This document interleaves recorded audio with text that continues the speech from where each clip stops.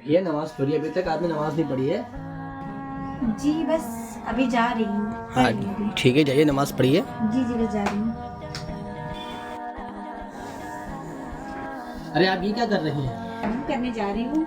आप तैमूम करने जा रही हैं?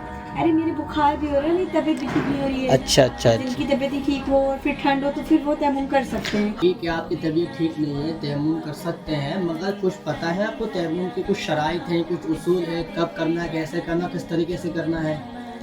सबसे पहली बात कि तैमूम किस मिट्टी से करी जाए, तो उसके लिए 2 शर्त है कि तैमूम एक पाक मिट्टी होनी चाहिए जी। दूसरी क्योंकि वो जमीन ही का हिस्सा हो।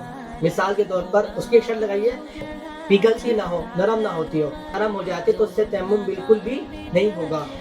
मिट्टी है या पत्थर है या इस तरह की और भी ऐसी चीजें जिनको जलाने पे नहीं जलते हैं और जो नरम ना होते हो, तो उस पर जो भी मिट्टी है या गर्द गवार लगा हुआ है, हम उससे तैमूम कर सकते हैं। अब ये जो दीवार है, अगर इस पे ऐसा पेंट लगा हुआ है तो इससे तैमूम जायज नहीं होगा।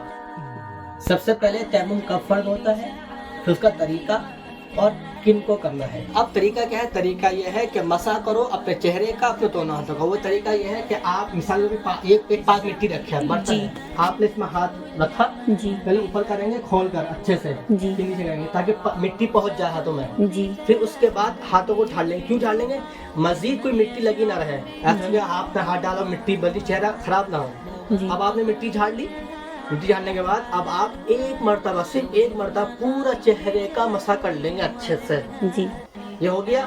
फिर इसी तरह दोबारा करना है, हाथ रखना है, फिर करना है, फिर ये करना है, फिर झाड़ कर फिर एक मरतबा अच्छे से एक बार हाथ पूरा अच्छे से मसा करना है, फिर इसी तरह से ये करना है। तो ये आपका मसा हो जाएगा मुकम्मल।